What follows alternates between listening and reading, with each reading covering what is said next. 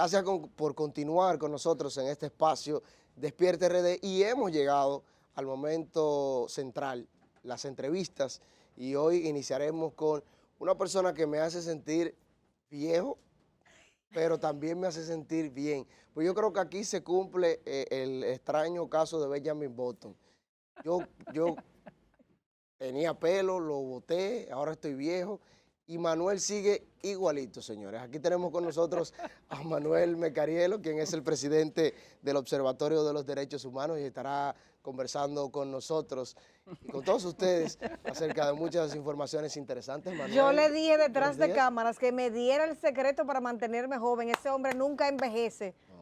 Bueno, que tampoco soy viejo, Ay. tengo que hablarlo de esa manera. Tú no eres viejo, pero cuando yo empezaba en televisión ya tú no, estabas... mira, señores, a mí Manuel. el meme más grande que me han hecho en mi vida, a mí, fue con Doña Fefita.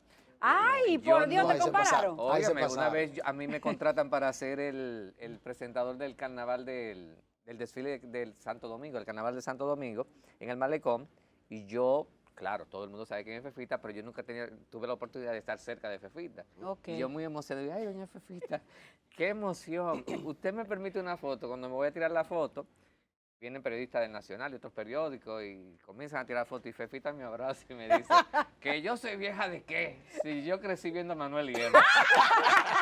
Ay, Dios mío. Ay, pero te pilló, te mató. Te mató Una y te dejó semana amigo. completa sonando en todos los sitios. Ay, oye. mi Ay, qué sonidito te buscaste ahí sin estarlo buscando, por supuesto. Claro, igual que el otro sonido que creó Domingo Bautista, de que cuál es Manuel y cuál es Hermes, que hasta el sol de hoy pasa ese tema, pero estoy muy feliz con ustedes. Y la verdad que le comentaba a mi querida amiga de que los admiro, porque tan temprano y con tan buena energía, ¿eh? Ay, Eso gracias. es impresionante. Se percibe, qué bueno. Claro, claro que Manuel, sí. en el Observatorio de Derechos Humanos, yo te he visto siempre trabajar con gente de grupos vulnerabilizados. Claro. En ese sentido, ¿cómo están los derechos humanos en ese sector poblacional? Mira, de hecho es el Observatorio de Derechos Humanos para Grupos en Condiciones de Vulnerabilidad. Y la verdad es que por su misma condición de divisiones que hace la sociedad, porque hay que decirlo de esta manera, porque como observatorio, y ojalá y debe ser así, que todas las personas sean vistas en la misma condición de respeto y de dignidad. Para nadie es un secreto, ustedes también son periodistas, el tema de que hay grupos que son muy vulnerabilizados, estigmatizados y etiquetados en República Dominicana y en otras partes del mundo. Nosotros trabajamos justamente con esos grupos que son más pisoteados, por decirlo de una manera más franca y más llana. Estamos hablando de grupos amplios como migrantes, estamos hablando de personas que viven con la condición del VIH, estamos hablando de jóvenes en condición de calles, estamos hablando de privados de libertad, estamos hablando de adultos mayores. ¿Y qué trabajo hacen ustedes con esta persona? Mira, el observatorio, aparte de, usualmente la gente mira un observatorio como el que anota y presenta estadísticas. Exactamente. Y uno lo hace por igual también, pero también damos el servicio legal gratuito para aquellas personas que por alguna razón le violenten sus derechos humanos. Les damos también el servicio gratuito de psicología. Le damos también un servicio aliado al Centro de Orientación e Investigación Integral COIN, que tiene una clínica sí. para que también puedan ser llevados a cualquier chequeo médico.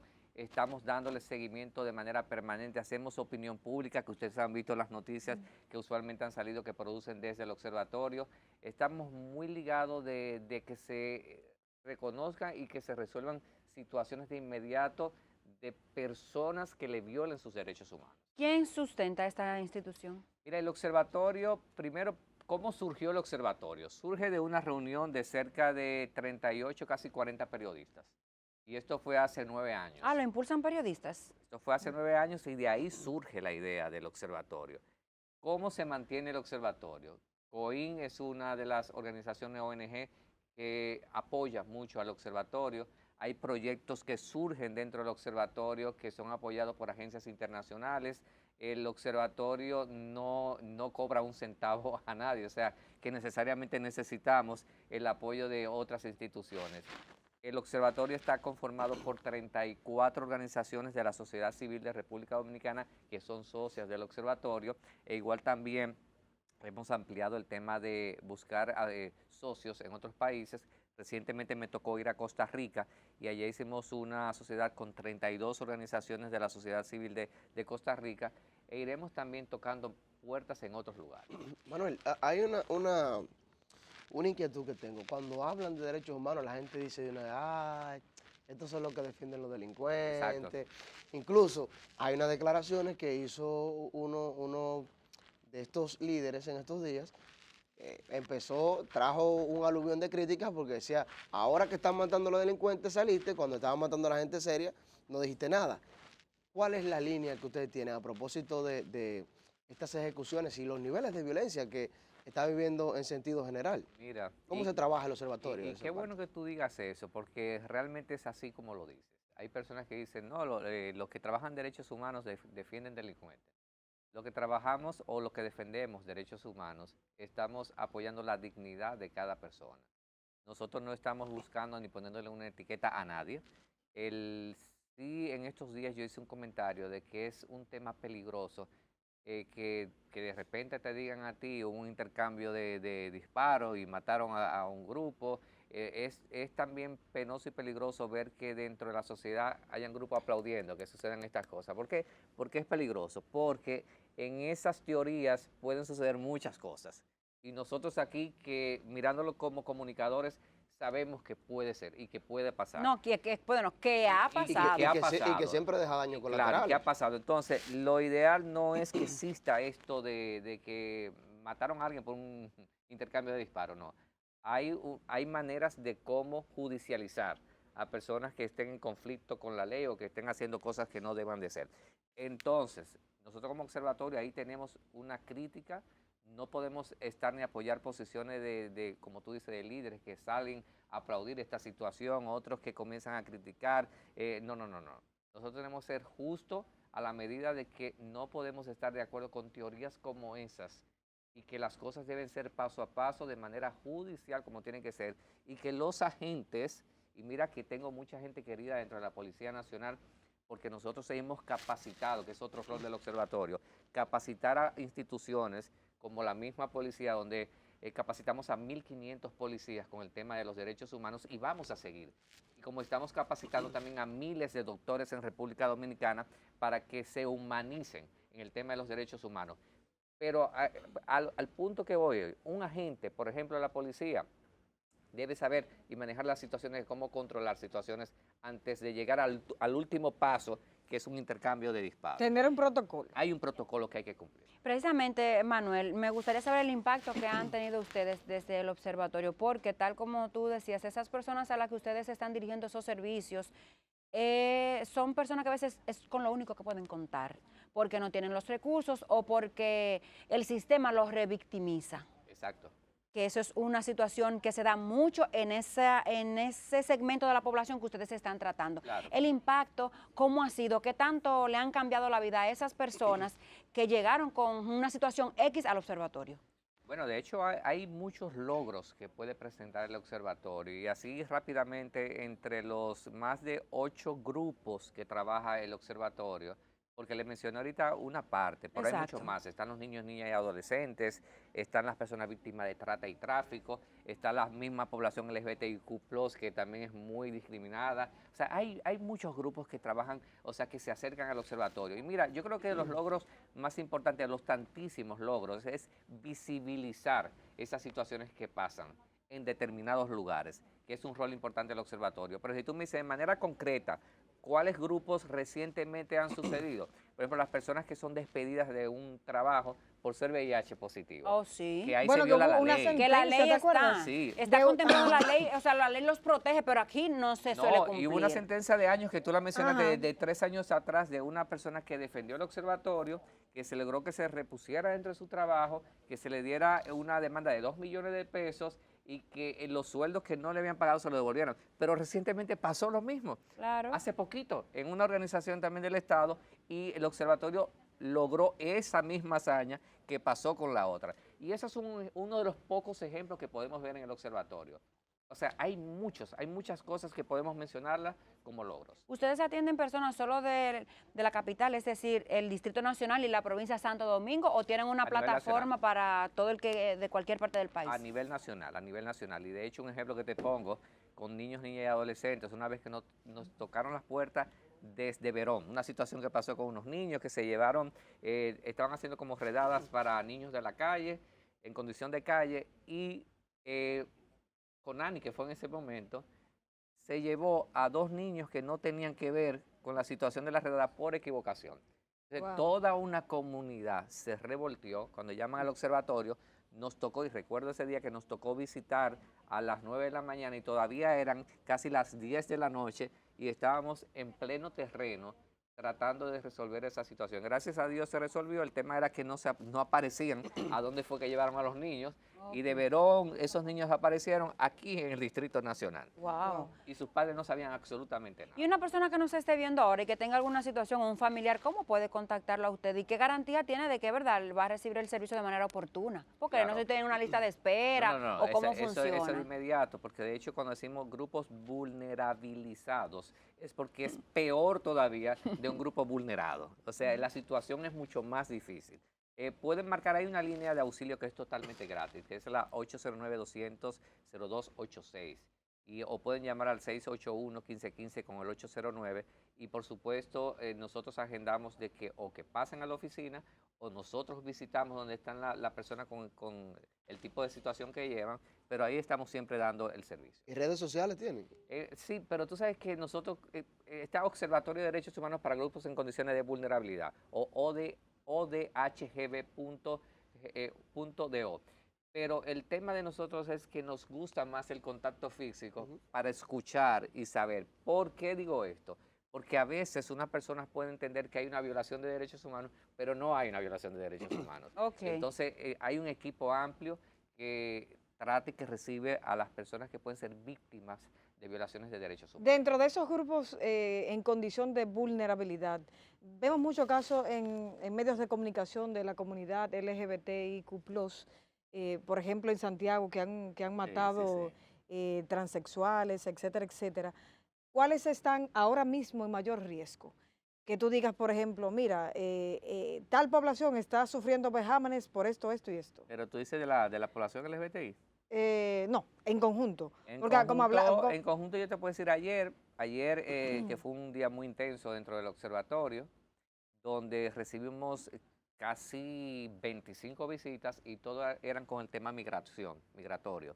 Está el tema, por ejemplo, de la población LGBTI. Yo creo Pero que en este caso de personas irregulares haitianos que se tú les sabes que me llamó mucho la atención ayer que las personas que llegaban eran con temas que eran dirigidos a lo que tú dices de migración con Haití, pero son jóvenes nacidos en República Dominicana de padres haitianos. y que cuando tú lo escuchas no tienen ningún tipo de acento, cuando tú lo ves físicamente es un dominicano en todas sus características, a lo que llaman a las características que podemos identificar, pero solamente tenían en su parte común de todos que no podían conseguir su cédula o porque el papá no lo declaró o porque simplemente su papá y su mamá no estaban. Me dio mucha pena escuchar a un joven que decía, me dijeron que yo soy un hijo de nadie.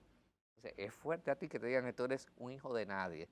Y sobre todo cuando tú... Porque no tenía documentación alguna. Porque ese es el problema que persiste en Haití. Que no había manera de cómo identificar realmente que ese joven que nació en República Dominicana y que tiene testigos, inclusive hasta un exalcalde testificaba que ese muchacho creció en República Dominicana, pero su respuesta es que es un hijo de nadie. Entonces, si tú tienes un documento, definitivamente tú no puedes hacer absolutamente nada de manera legal. No, porque no existe exactamente. Entonces, en cuanto a la población LGBTI, yo creo que los transexuales son los más afectados y con el tema de crímenes de odio, que lo hemos visto en los medios de comunicación. En cuanto a otros grupos, los adultos mayores también necesitan más apoyo en República Dominicana. Usuarios de drogas que tienen que verse como personas enfermas y lamentablemente son muy pisoteados en República Dominicana. Y cuando digo esto, señores, no son los que venden drogas, Lo que consumen. Son los que consumen están enfermos y que son enfermos. Y así mismo hay que verlo como personas enfermas. Y el tema de salud mental en República Dominicana, que hemos hecho incidencia, debe ser tomado con más profundidad en el país. Manuel, y en el caso en estos días salió un reporte que habla de que hay una sobrepoblación carcelaria. Se hablan Claro. de 28.000 presos y muchísimos que por no pagar una fianza, no tener dinero de pagar la fianza o están todavía presos. Y se habla mucho de la vulnerabilidad de eso y se puso sobre el tapete que se creen una especie de indultos para descongestionar un poco las cárceles. ¿Cuál es la realidad que ustedes manejan y su posición al respecto? Mira, y apoyamos mucho la posición de la Oficina Nacional de la Defensa Pública, que hemos visto que hace esta incidencia pública, porque es una realidad. Las cárceles en República Dominicana están sobrepobladas. Inclusive cuando te mencionaba el tema de salud mental, yo hice una visita, porque me toca visitar también cárceles en el país, porque trabajamos también con los privados de libertad, y me tocó visitar recientemente Najayo Mujer. Y cuando hablaba ahí en Najayo Mujer y me hablaban el tema de salud mental, me decían, no, pero aquí hay más de 45 personas con el tema de salud mental. Y cuando hablamos de salud mental es que no deben estar en ese lugar, deben estar en un centro especializado para el tema de salud mental. Porque son un peligro para ellos y para Pero nosotros. que las mismas, me decían, las mismas internas tienen miedo de las cosas que pasan. No tenemos cómo atender a esas personas de manera con sus medicamentos que necesitan, las evaluaciones que se necesitan y que realmente ese no es el lugar donde deben estar.